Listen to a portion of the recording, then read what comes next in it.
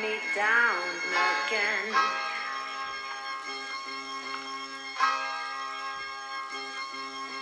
We've arrived. We're in one of the most naturally majestic cities in the country. In fact, it's recently been named one of the best places to live in America and one of the fastest growing cities over the next 10 years in the US. Why? Well, it fuses the pioneer past with modern shopping, culinary experiences, gorgeous parks, and of course, waterfalls. Oh, and it has one of the coolest small city downtowns that is truly postcard-worthy. And last but not least, and maybe most important, the people here are genuinely friendly. Where in the world is DNL? Welcome to Sioux Falls, South Dakota. Now get your kayak, get your snorkel, and let's go.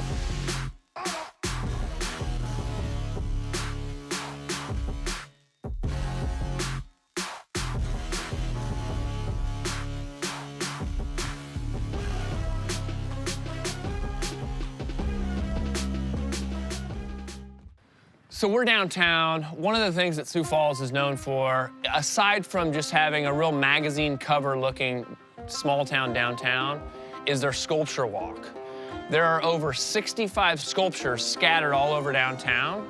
They change them out every spring, and they showcase local artists, national artists that have some really neat creative sculptures. I've been doing a lot of walking. I've seen a lot of sculptures. I think this one right here is my favorite. Just really tells me about nature. I love seals. This might be a seal, it might be an otter, I don't know. This sculpture is called Carpe Carp. It's a sculpture done by Christine Knapp of Lyons, Colorado, and I gotta rank this one number 1 out of 65. It's pretty cool.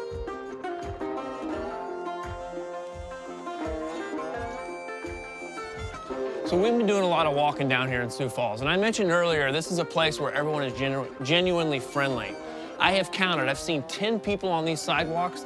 9 out of 10 of them have said good morning to me. This is a great place.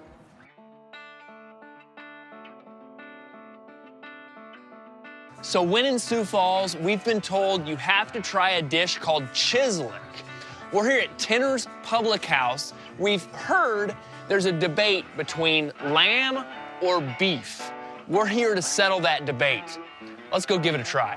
Thanks for having us in, by the way. We're gonna do an order of the lamb chislic, medium rare, your specialty, and then an order of the beef chislic, medium rare. Okay, perfect. Do we want fries with them? Please. Yeah. Thank you. Yeah, enjoy. Thank you. What a spread. We got lamb medium rare, we got beef medium rare. Again, we're gonna settle this debate. Let's start with the lamb.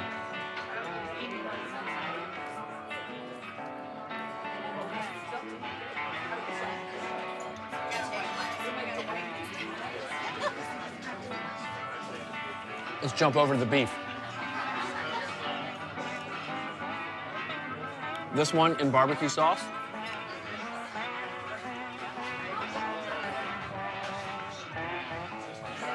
Now, lamb was good, very tender. I'm just not really a lamb guy, more of a beef guy. I gotta go beef. Now, I gotta jump in and eat some more.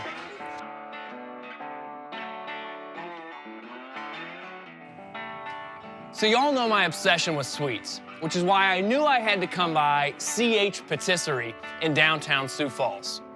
This place won season 2 of Top Chef Just Desserts. Let's go grab some macarons for the boys. Morning, how you doing? So I am a sucker for lemon. I am gonna have to try one of these lemon blossoms. I don't know what's in it, but it's gotta be good. I'm gonna do just a coffee to go, and then we're gonna do one of the caramel. We're gonna do one of the lemon, and then a box of 12, assorted is fine, of the macarons. So folks, we're lucky to have the owner of CH Patisserie, Chris, here. I'm just curious, Chris, so you've been honored before on Top Chef Just Desserts. What's that done for your business? You know, we had a business prior with South Dakota and Sioux Falls, but of course, you know, something like that and the accolades and how much work goes into it was a lot, for sure. It definitely helped. You know, my wife designed, we're a team in this. My wife really designed all this. She's our CFO and really is the talent behind, the real talent behind this place. So I know exactly what you're talking about. having all this, have her vision come with our food, it's been a blast. So Well, that's great. So it feels like Christmas morning to me right now. I'm about to dive into this deliciously looking treat. It's called a lemon blossom. It looks all things lemon, and I can't wait. It's a hearty bite.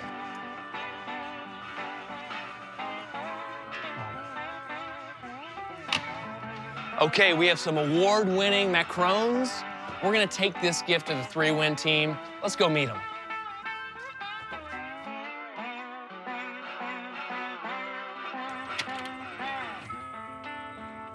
Hey, what a spot. What's up, man? Good to see you. You Good too. to see you.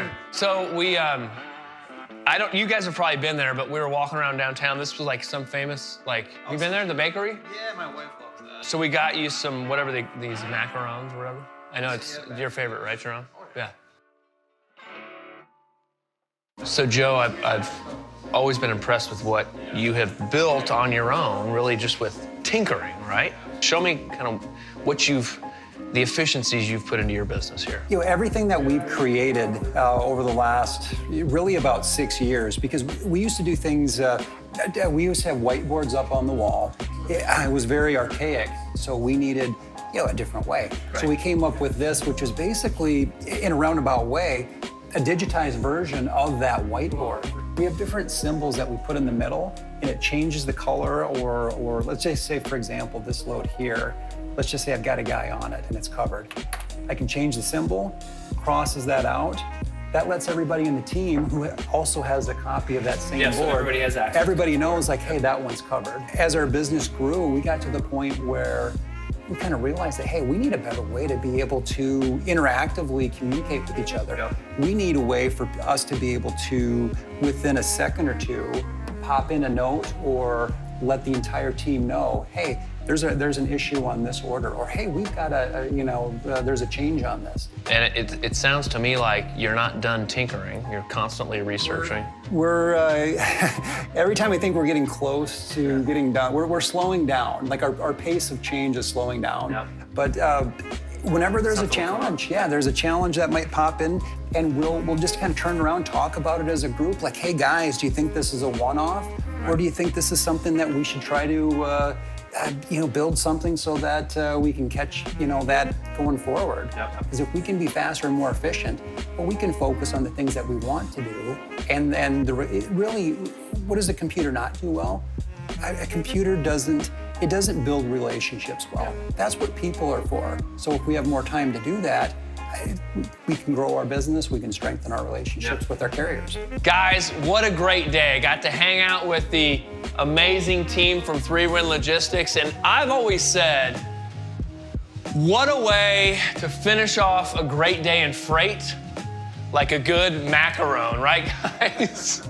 Well, I gotta go with chocolate, because that's just what I do. So I think that's what that is. Thank All you, right. sir, by the way. Thank you. Dustin, hope you're hungry. I'm gonna go with the green one, looks like pistachio. Cheers, boys. That's pretty good.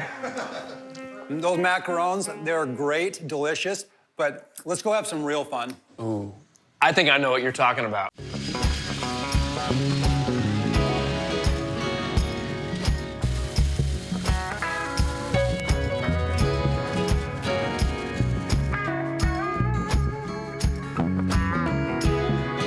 This afternoon, we're out on the farm. This has been a blast. You guys grew up out here, grew up on the farm, Joe and Jerome.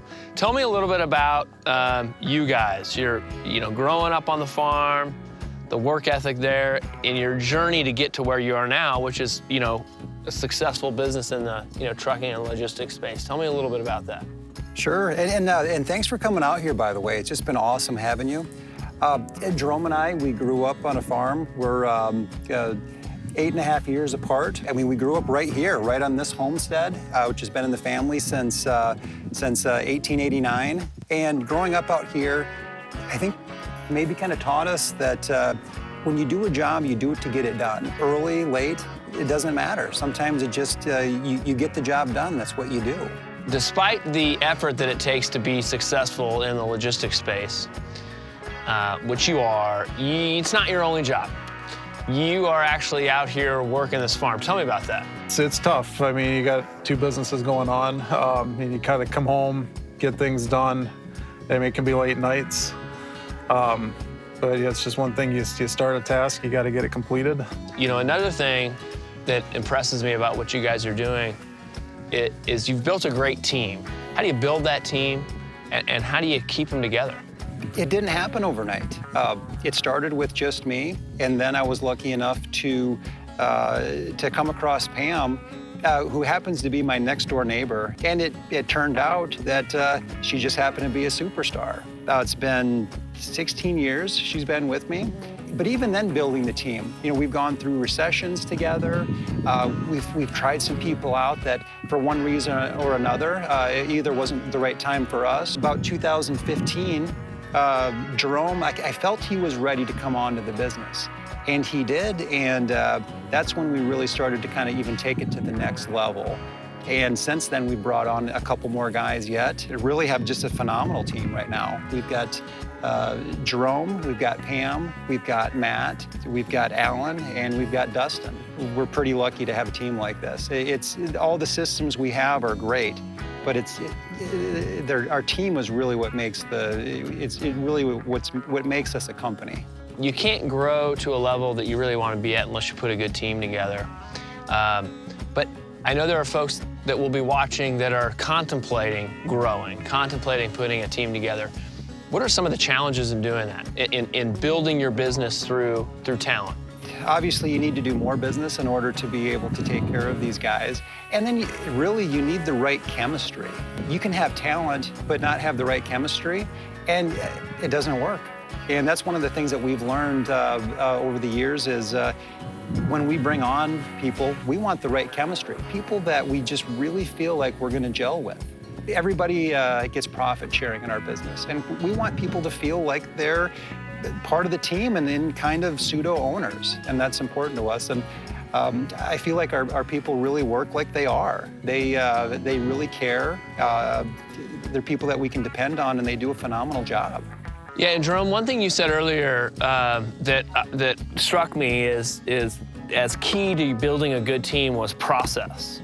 That you have a set process in mind and you expand the scope of individuals' responsibilities as they learn certain components of the process. Tell me a little bit about that. Say if we bring in a new teammate here and we start them off as in carrier relations, you know, we'll start them off slowly and have them just focus on solely practicing and booking quality carriers. And then as it grows on, we work on focusing on carrier relationships, using guys repeatedly, knowing who to go towards, and eventually get them used to who our customers are, get them in full of communicating with them. We also want to give our people the tools so that way, with technology and processes, we can make their job easier instead of adding stress to a situation here that can be made a lot simpler. Having all these minds in the same office kind of collaborating when an issue arises, I think that's huge. We do quite a bit of that too. I mean, we do a lot of multiple times a day, really. Yeah. You know, something hits and then we pick each other's brains. Yeah, I mean, our guys, we like to empower them here to handle everything start to finish, and we like to guide them in the right direction. Because I mean, eventually, we think of them as partial owners. I mean, we want them to handle the business like it's their own, and they have that mindset. I'm gonna put you on the spot here, but what's the secret? Why are you where you are right now? Every single day, we try to get a little bit better. I think everybody says that, but we really do. Like, if something doesn't go right, we talk about it as a team. How can we do better? And more, even than trying to do better, what kind of a process, how can we tweak our process to make it so that the only result can be to get better? And we're always trying to really teach our team, you know, what we're doing, why we're doing it. And I think the culmination of teaching our team, helping them grow, and then constantly just making our processes a little bit better.